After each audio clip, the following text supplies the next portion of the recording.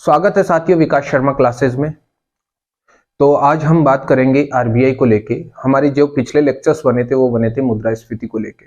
हमारे इकोनॉमिक्स के यहाँ पर कंटिन्यू लेक्चर्स चल रहे हैं। अभी तक आपने चैनल को सब्सक्राइब नहीं किया तो चैनल को सब्सक्राइब कीजिए और यहाँ के लेक्चर्स का फायदा उठाइए। आज हम जो लेक्चर बना रहे हैं वो बना रहे हैं आरबीआई का। RBI reserve bank of India. Reserve bank of India.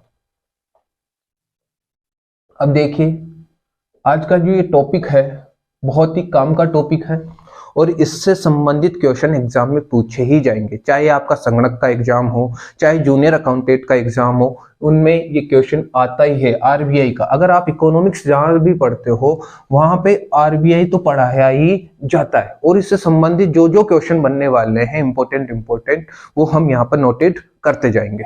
सबसे पहला बिंदु हम पढ़ेंगे आरबीआई। अब आरबीआई की बात करें तो आरबीआई का सबसे पहले बात करेंगे लोगो। आरबीआई का लोगो तो सबने देखा है, क्या नहीं देखा है तो देख लीजिएगा। आरबीआई के लोगो में आपको क्या मिलेगा वो देखो। आरबीआई के लोगो में मिलेगा आपको एक तो टाइगर। क्या मिलेगा? टाइगर, जिसे हम चीता बोलते हैं। एक मिलेगा आपको खजूर का वृक्ष या पेड़ बोल दो, जिसे हम ताड़ का वृक्ष भी बोलते हैं। ताड़ का वृक्ष, क्योंकि अब हिंदी है, हिंदी में कभी खजूर भी लिख देता है, कभी ताड़ का वृक्ष भी लिख देता है। अब ताड़ आपको पता नहीं रहेगा तो समझ में नहीं आएगा, तो ताड़ का वृक्ष, खजूर के वृक्ष को ही बोलते हैं और इंग्लिश में इसे बोलते हैं पाम ट्री। क्या बोलते हैं? Palm tree. अब ध्यान से समझना, अगर टाइगर बताता है अर्थव्यवस्था की मजबूती को प्रदर्शित करता है।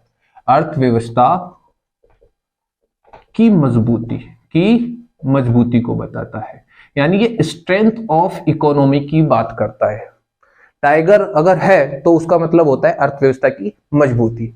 खजूर का पेड़ बताता है अर्थव्यवस्था में तीव्र वृद्धि को दिखाता है। अर्थव्यवस्था की तीव्र वृद्धि, यानी ये ग्रोथ ऑफ इकोनॉमी की बात करता है।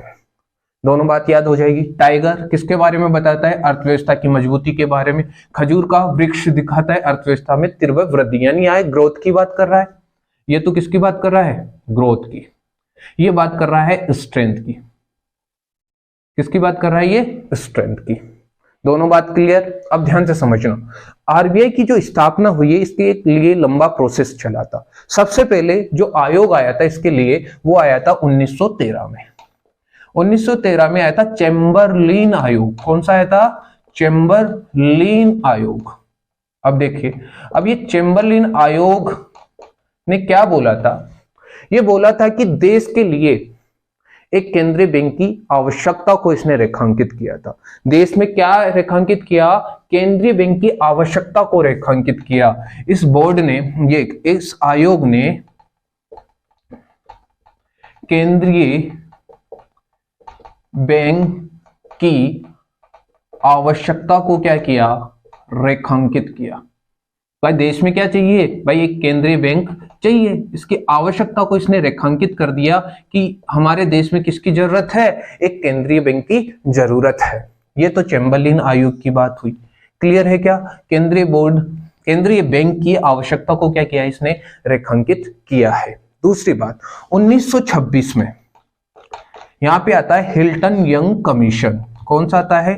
Hilton young commission. और इससे संबंधित बहुत बार क्वेश्चन आ गए हैं। हिल्टन यंग कमीशन, ठीक है। अब ध्यान से सुनना, ये क्या बोलता है? इसने केंद्रीय बैंक की स्थापना की क्या है? सिफारिश की है। इसने केंद्रीय बैंक की स्थापना क्या की? सिफारिश। केंद्रीय बैंक की स्थापना की सिफारिश की। किसने सिफारिश की थी? हिल्टन यंग कमीशन ने इसकी सिफारिश की थी। याद रहेगी ये बात कि केंद्रीय बैंक की स्थापना की सिफारिश किस कमीशन ने की थी? हिल्टन यंग कमीशन ने इसकी सिफारिश की थी, जिसका नाम क्या रखा इसने? भारतीय रिजर्व बैंक। जिसका नाम क्या रहेगा? जिसका नाम भारतीय रिजर्व बैंक होगा, जिसका नाम क्या होगा, भारतीय रिजर्व बैंक होगा। क्या बात क्लियर है क्या? अब देखिए 1913 में चैम्बरलिन आयोग ने क्या की, बैंक की आवश्यकता की, केंद्रीय बैंक की आवश्यकता को रेखांकित किया है। केंद्रीय बैंक की स्थापना की सिफारिश किसने की, हिल्टन कमीशन ने, जिसका नाम क्या रखा, भारतीय रिजर्व बैंक। ठीक है, जिसे बोला गया क्या, RBI, reserve bank of India. अब 1934 की बारे में बात करते हैं। 1934 में आया भारतीय आरबीआई अधिनियम। कौन सा आया, आरबीआई अधिनियम। आरबीआई अधिनियम कौन सा है, 1934। इस आरबीआई अधिनियम के तहत 1 अप्रैल 1935 को, इस आरबीआई अधिनियम के तहत, यानी आरबीआई अधिनियम 1934 के तहत, आरबीआई अधिनियम 1934 के तहत किसकी स्थापना हुई, आरबीआई की स्थापना हुई। किसकी स्थापना हुई, आरबीआई की स्थापना हुई। क्या ये बात याद रहेगी, आरबीआई अधिनियम 1934 के तहत क्या हुआ, आरबीआई बैंक की क्या हुई, स्थापना हुई। किस रूप में हुई है, आरबीआई 1933 के तहत, 1934 के तहत एक निजी शेयरधारक बैंक, एक निजी शेयरधारक बैंक, जिसकी अधिकृत पूंजी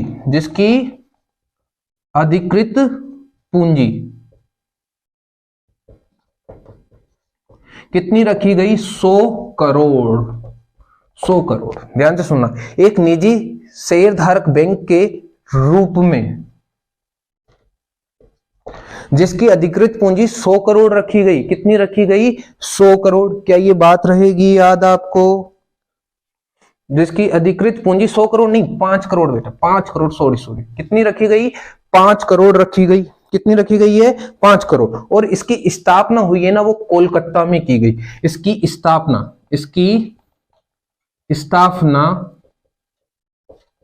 कोलकाता, या कत्ता बोलते हैं, कोलकाता में की गई।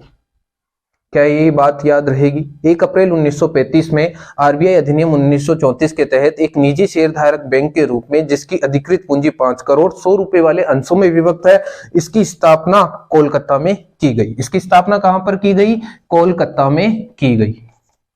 याद रहेगी ये बातें, इन बातों को याद कर लो फटाफट। आरबीआई के लोगों में चीता है जो स्ट्रेंथ ऑफ इकोनॉमी को बताया है, खजूर का वृक्ष है जो अर्थव्यवस्था की तीव्रवृद्धि को बताता है, चैम्बरलिन आयोग ने केंद्रीय बैंक की आवश्यकताओं को रेखांकित किया था, हिल्टन कमीशन ने केंद्रीय बैंक की स्थापना की सिफारिश की, जिसका नाम भारतीय रिजर्व बैंक होगा। 1934 में आरबीआई अधिनियम बना था। 1 अप्रैल 1935 में आरबीआई की स्थापना हुई थी। 1 अप्रैल 1935 में क्या हुई थी, आरबीआई की स्थापना हुई थी। आरबीआई अधिनियम के तहत एक निजी शेयरधारक बैंक के रूप में हुई थी, जिसकी अधिकृत पूंजी 5 करोड़ रहेगी। इसकी स्थापना कोलकाता में की गई थी। क्या इतनी बातें नोट हो गई? हमें आगे चलूं। अब देखो आगे, अब आगे देखिए, आगे अब देखो, इसकी स्थापना कोलकाता में की गई थी, लेकिन 1937 में इसका प्रधान कार्यालय कहां पर स्थापित कर दिया? 1937 में कोलकाता से मुंबई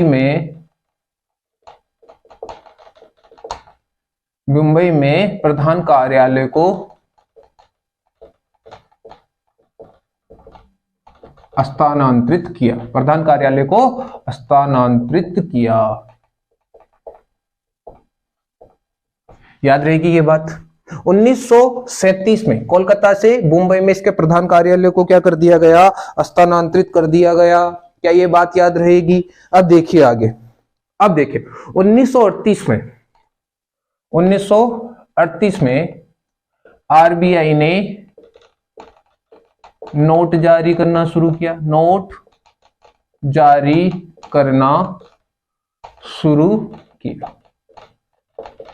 एक एक बात को लिखते जाओ। 1938 में आरबीआई ने क्या किया? नोट जारी करना शुरू किया। अब 1947 की बात होती है। यह वर्मा और म्यांमार के लिए काम करना बंद कर दिया। बर्मा और म्यांमार के लिए काम करना क्या कर दिया इसने? बंद कर दिया। काम करना बंद कर दिया। ये बात भी याद रख लेना भाई। 1947 में बर्मा और म्यांमार के लिए इसने क्या कर दिया? काम करना बंद कर दिया। काम करना बंद कर दिया। 1948 में पाकिस्तान के साथ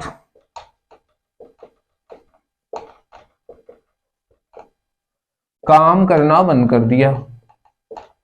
काम करना बंद कर दिया। याद रहेगी ये बात भी। अब देखिए 1949 आरबीआई का 1 जनवरी 1949 को क्या होता है? राष्ट्रीयकरण। क्या होता है? राष्ट्रीयकरण। आरबीआई का राष्ट्रीयकरण कब हुआ? 1 जनवरी 1949 को क्या होता है? आरबीआई का राष्ट्रीयकरण होता है। याद रहेगी क्या ये बात? याद रहेगी ये बात। अब ध्यान से सुनना है। आरबीआई का जो लेखांकन वर्ष है, आरबीआई का लेखांकन वर्ष, आरबीआई का लेखांकन वर्ष। अब सुनिएगा, आरबीआई का लेखांकन वर्ष कौन सा है? आरबीआई ने जब प्रारंभ किया था, प्रारंभ में जब काम करना स्टार्ट किया था, तो इसका लेखांकन वर्ष था 1 जनवरी से 31 दिसंबर। फिर 1940 से इसका जो लेखांकन वर्ष हुआ था, ध्यान से सुनना, वो हुआ था 1 जुलाई से 30 जून। ओके। अब 2020-21 से, दिस इज इंपॉर्टेंट क्वेश्चन, यहां से आ सकता है।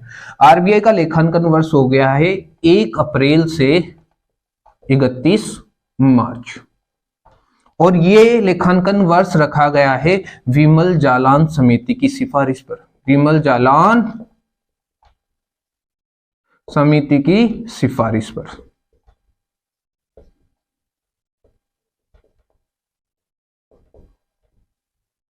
अब देखिए, इन बिंदुओं को भी नोट कर लीजिए। 1937 में कोलकाता से मुंबई में इसके प्रधान कार्यालय को स्थानांतरित कर दिया।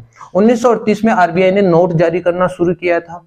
1947 में बर्मा और म्यांमार के लिए काम करना इसने बंद कर दिया था। 1948 में पाकिस्तान के साथ काम करना बंद कर दिया था। 1949 में इसका राष्ट्रीयकरण किया गया था।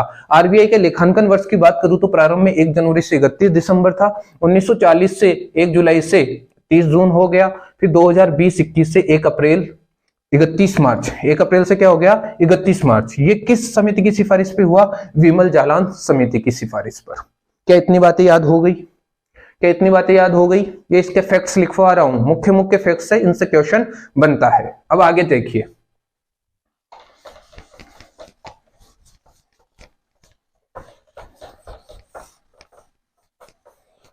अब आगे देखिए मुख्य बातें। और central board of RBI, central board of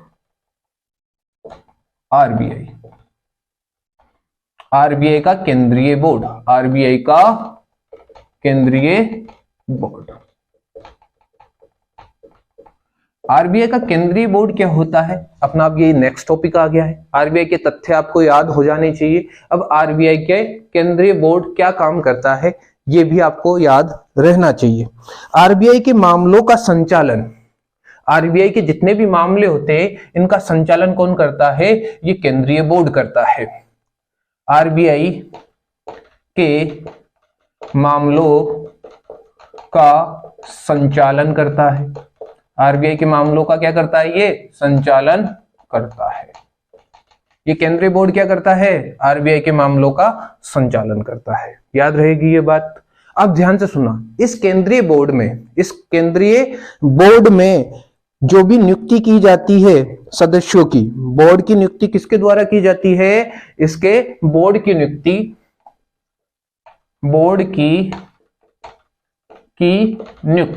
अब बोर्ड में कौन रहेंगे? सदस्य रहेंगे। जो गवर्नर रहेगा, डिप्टी गवर्नर रहेगा, ऑफिशियल डायरेक्टर जिन्हें बोलते हैं, नॉन ऑफिशियल डायरेक्टर बोलते हैं। बोर्ड की नियुक्ति भारत सरकार द्वारा आरबीआई अधिनियम के तहत की जाएगी। आरबीआई अधिनियम कौन सा है? आरबीआई 1934 के तहत की जाएगी। ये बात याद रहेगी क्या? देखिए, बोर्ड की नियुक्ति भारत सरकार द्वारा आरबीआई अधिनियम के तहत की जाएगी, ये बिंदु भी याद रहना चाहिए। अब ध्यान से सुनना, बोर्ड में कितने मेंबर रहेंगे? देखिए, बोर्ड में 21 मेंबर होते हैं। कितने होते हैं? 21 मेंबर। इसमें होते हैं एक तो ऑफिशियल, एक होते हैं नॉन ऑफिशियल। देखिए, सबसे पहले बात करते हैं ऑफिशियल डायरेक्टर्स की। किसकी बात करते हैं? ऑफिशियल डायरेक्टर, यानी आधिकारिक निदेशक, जिन्हें बोलते हैं आधिकारिक निदेशक। एक होता है नॉन ऑफिशियल डायरेक्टर, और कौन होते हैं? Non official director. इन्हें बोलते हैं गैर आधिकारिक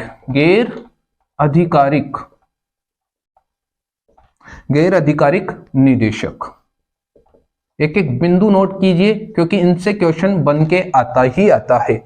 ऑफिशियल डायरेक्टर की बात करूं तो ये होते हैं कितने? 21 में से कितने रहेंगे? ये 5। कितने रहेंगे? 5। और ये कितने रहेंगे? 16।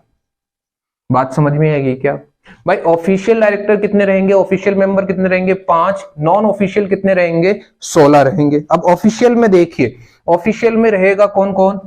देखिए, ऑफिशियल की बात करूं तो गवर्नर रहेगा, गवर्नर। एक रहेंगे डिप्टी गवर्नर। कौन रहेंगे? Deputy governor. गवर्नर कैसे लिखते हैं? गवर्नर। अब ध्यान से सुनिएगा, देखो, अब डिप्टी गवर्नर कितने रहेंगे? एक तो रहेगा क्या? गवर्नर। 4 क्या रहेंगे? Deputy governor. याद रहेगी क्या ये बात? 4 क्या रहेंगे आपके? डिप्टी गवर्नर रहेंगे। और ये इनके इसके ऊपर आएगा, या इसके ऊपर आएगा। अब देखिए, ध्यान से सुनिएगा, गवर्नर रहेगा 1, डिप्टी गवर्नर रहेंगे 4। याद हो जाएंगे क्या? अब नॉन ऑफिशियल मेंबर्स की बात कर लेते हैं। नॉन ऑफिशियल मेंबर में क्या होगा, इसके बारे में भी ध्यान से समझना है। गैर आधिकारिक, जिन्हें निदेशक बोला जाता है। गैर आधिकारिक निदेशक में 4 तो स्थानीय बोर्ड के निदेशक रहेंगे। 4 स्थानीय बोर्ड के क्या रहेंगे? निदेशक। स्थानीय बोर्ड के निदेशक। ध्यान से सुनिएगा, 4 रहेंगे। स्थानीय बोर्ड कौन कौन से होते हैं? एक तो है आपका दिल्ली, एक है कोलकाता, एक है चेन्नई। दिल्ली है, कोलकाता है, चेन्नई है। दिल्ली, कोलकाता, चेन्नई। और एक है मुंबई में। एक कहां पर है? मुंबई। इनके रहेंगे 4 तो स्थानीय बोर्ड के निदेशक रहेंगे। और सुनिएगा, 10 जो मेंबर होंगे ना, ये 10 मेंबर, ये 10 सदस्य भारत सरकार द्वारा मनोनीत रहेंगे। ये 10 सदस्य क्या रहेंगे? भारत सरकार द्वारा मनोनीत। भारत सरकार द्वारा मनोनीत। याद हो जाएंगे क्या? देखिए, 4 ये हो गए, 10 ये हो गए। 2 रहेंगे, 2 सदस्य वित्त मंत्रालय और सरकार के द्वारा क्या रहेंगे? वित्त मंत्रालय और सरकार के द्वारा क्या रहेंगे? ये मनोनीत रहेंगे। वित्त मंत्रालय व भारत सरकार द्वारा मनोनीत। भारत सरकार द्वारा मनोनीत। याद हो जाएंगे क्या? क्या आपको ये याद हो जाएंगे? ध्यान से सुनिएगा, कितने मेंबर है इसमें? 21 मेंबर है। 21 में ऑफिशियल डायरेक्टर कितने हैं? 5। नॉन ऑफिशियल कितने हैं? 16। 5 में एक गवर्नर है, 4 डिप्टी गवर्नर है। गवर्नर का जो कार्यकाल रहता है ना, वो अधिकतम कितने वर्ष का रहेगा? 4। देखो, जो गवर्नर का कार्यकाल की बात छोड़ो, ध्यान से सुनिएगा, गवर्नर का कार्यकाल तो 5 वर्ष तक का होता है, अधिकतम 5 वर्ष तक का होता है। लेकिन ये डिप्टी गवर्नर होते हैं ना, ये अधिकतम कितने हो सकते हैं बेटा? अधिकतम ये 4 हो सकते हैं। डिप्टी गवर्नर कितने हो सकते हैं? अधिकतम 4 हो सकते हैं, ये भी ध्यान में रखना चाहिए। 4 स्थानीय बोर्ड के निदेशक रहेंगे, दिल्ली के, कोलकाता के, चेन्नई के और मुंबई के, प्रत्येक में से एक एक रहेगा। ठीक है। 10 भारत सरकार द्वारा मनोनीत रहेंगे, ये विशेषज्ञ रहेंगे। ठीक है, ये अपने अपने क्षेत्र के क्या रहेंगे, विशेषज्ञ। ओके। 2 वित्त मंत्रालय और भारत सरकार द्वारा क्या रहेंगे, ये मनोनीत रहेंगे। ये ध्यान रखना, ये 10 विशेषज्ञ है, अपने अपने क्षेत्र के विशेषज्ञ होंगे। ये आपके क्या हो गई है, सेंट्रल बोर्ड ऑफ आरबीआई। क्या ये बात क्लियर हो गया? Central board of RBI RBI के मामलों का संचालन करता है। बोर्ड की नियुक्ति भारत सरकार द्वारा आरबीआई अधिनियम के तहत की जाएगी। आरबीआई अधिनियम के तहत कितने मेंबर को चुना जाएगा? 21, जिसमें ऑफिशियल कितने रहेंगे? आधिकारिक निदेशक 5 रहेंगे, गवर्नर 1 रहेगा, डिप्टी गवर्नर 4 रहेंगे, जो अधिकतम 4 हो सकते हैं डिप्टी गवर्नर। गैर आधिकारिक निदेशकों की बात करूं तो ये 16 रहेंगे, जिसमें 4 तो स्थानीय बोर्ड के निदेशक रहेंगे, 10 भारत सरकार द्वारा मनोनीत रहेंगे, 2 वित्त मंत्रालय यानी भारत सरकार द्वारा मनोनीत रहेंगे। इतना क्लियर है क्या? अब आगे बढ़े हम। सेंट्रल बोर्ड ऑफ आरबीआई आपका क्लियर है, अब ध्यान से सुनिएगा। अब आगे बढ़ते हैं हम। गवर्नर की नियुक्ति कौन करता है, इसके बारे में बात करेगा। हाँ, एक और बात ध्यान में रखना है, स्टार लगा के लिख लेना। गवर्नर व डिप्टी गवर्नर, डिप्टी गवर्नर पूर्णकालिक सदस्य है, पूर्ण होल टाइम डायरेक्टर है। पूर्णकालीन क्या है? ये मेंबर है, होल टाइम मेंबर है, पूर्णकालिक सदस्य है। ये इन्हीं का जो काम है वही करेंगे, इसके अलावा और कोई काम नहीं करेंगे, जिस वजह से इन्हें बोला गया है पूर्णकालिक सदस्य। ओके। गवर्नर की नियुक्ति कौन करता है?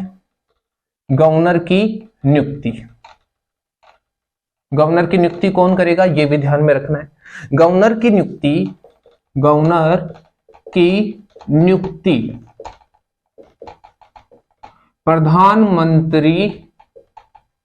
प्रधानमंत्री की अध्यक्षता वाली नियुक्ति समिति करेगी। गवर्नर की नियुक्ति कौन करेगी? गवर्नर की नियुक्ति प्रधानमंत्री की अध्यक्षता वाली नियुक्ति समिति करेगी, नियुक्ति समिति करेगी। बात रहेगी याद आपको। गवर्नर का कार्यकाल कितना रहेगा? गवर्नर का कार्यकाल, गवर्नर के कार्यकाल की बात करूं तो अधिकतम कितने वर्ष तक का रहेगा? अधिकतम 5 वर्ष तक का। भाई अधिकतम 5 वर्ष तक का। 4 वर्ष भी कर सकता है, लेकिन अधिकतम कितने वर्ष तक का होगा? 5 वर्ष तक का। क्या आपको ये बातें याद रहेगी? गवर्नर व डिप्टी गवर्नर पूर्णकालिक सदस्य होते हैं। गवर्नर की नियुक्ति कौन करता है? प्रधानमंत्री की अध्यक्षता वाली नियुक्ति समिति करती है। बात याद रहेगी। अब बात कर लेते गवर्नर की कुछ हिस्ट्रीज के बारे में बात कर लेते। गवर्नर का क्या इतिहास रहा है? पहला गवर्नर कौन बना है? पहला गवर्नर की बात करें तो इसका क्वेश्चन बन क्या जाता है? Sir Osborne Smith, sir Osborne Smith बना था, सर ऑसबर्न स्मिथ,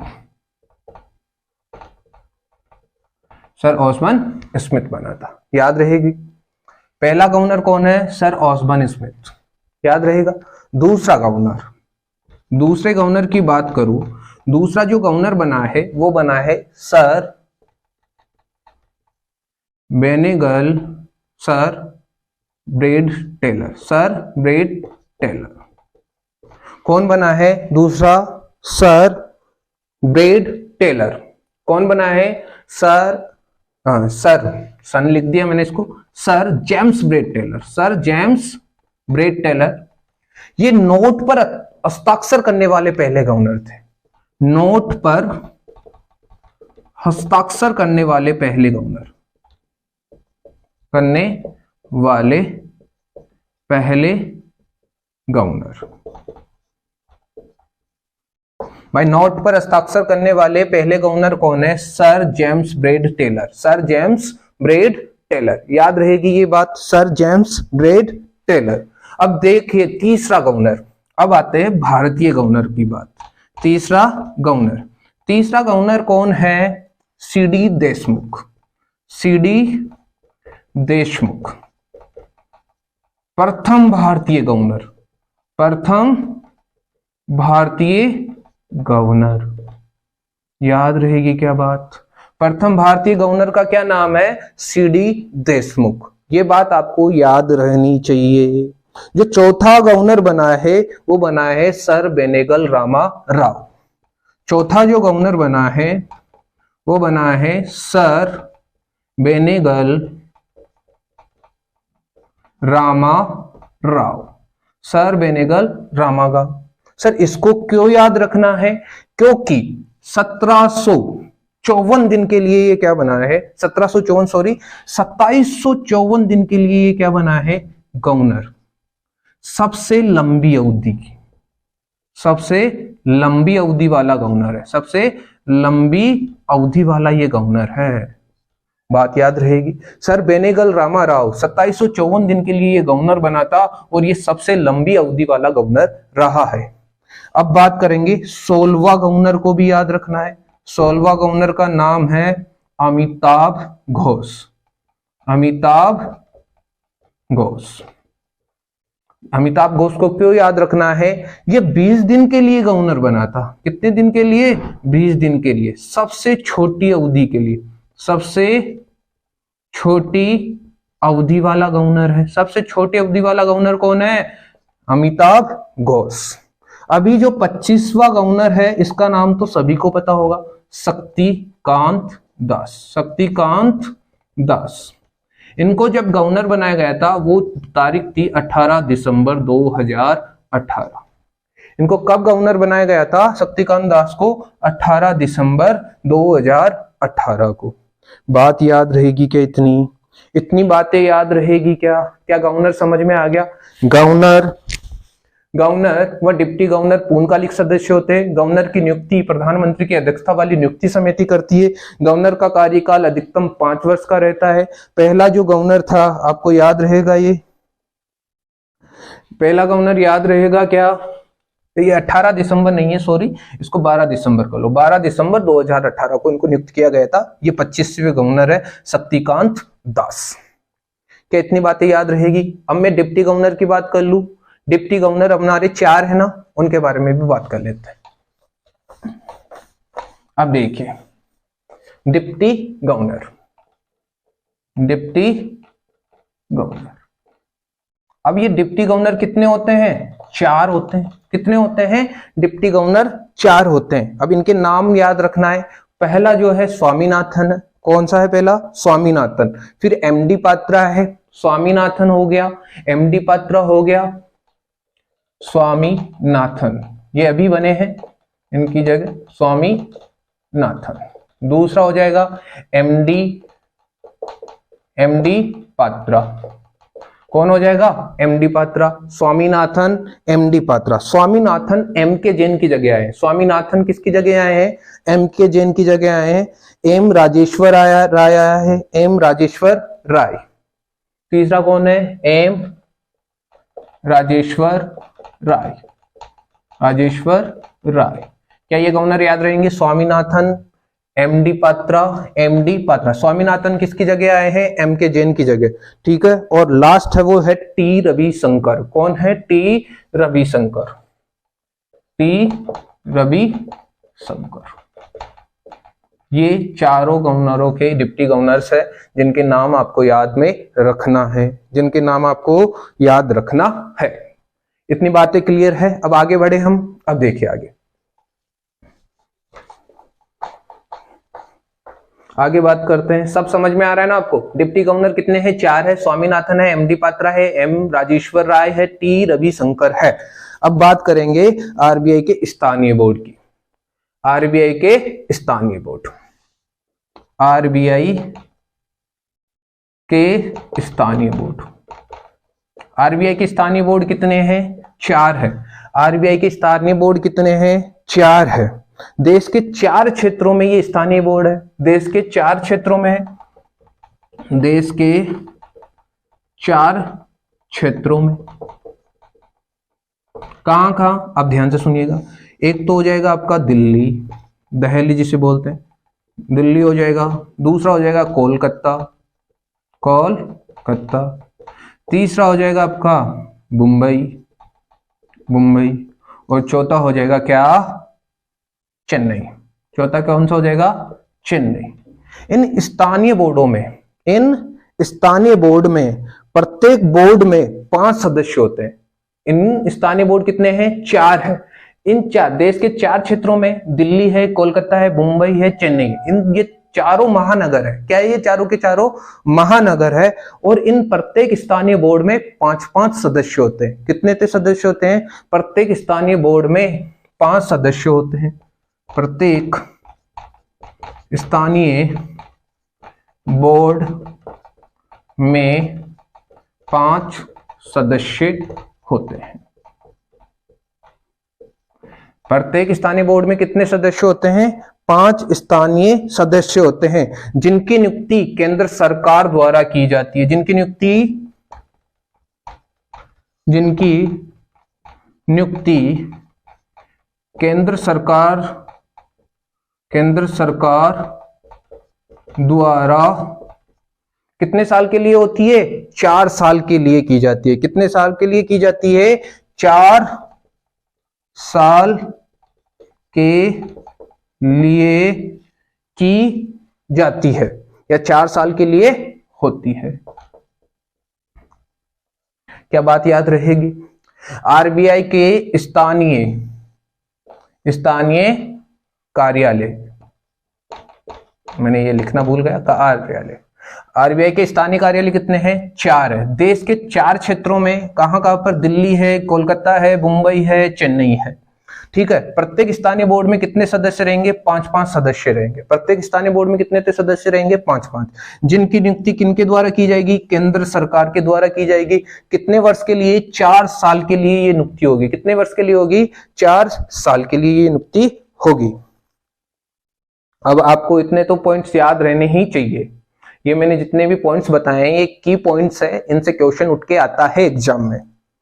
अब आगे देखो, कार्यालय और शाखाओं की बात कर लेते हैं। आरबीआई के कार्यालय और शाखाएं। अब देखिए आगे, आरबीआई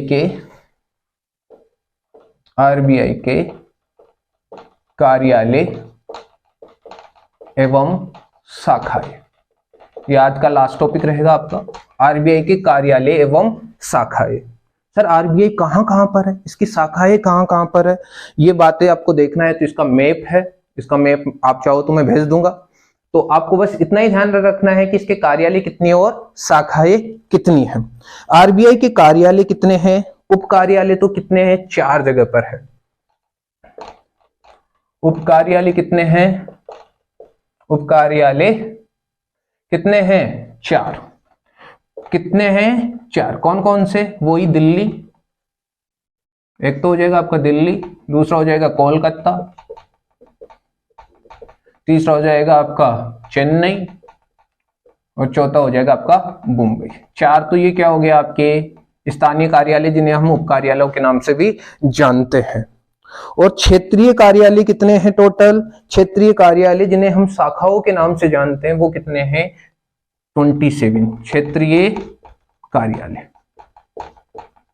क्षेत्रीय कार्यालय कितने हैं? 27। क्या आपको ये याद रहेंगे? ठीक है। यह अन्य शहरों और कस्बों में संचालित होते हैं। अन्य शहरों और कस्बों में संचालित होते हैं, ये याद रख लेना।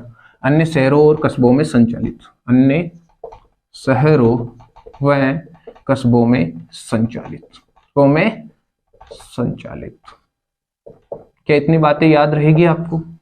टोटल कितने हो जाएंगे?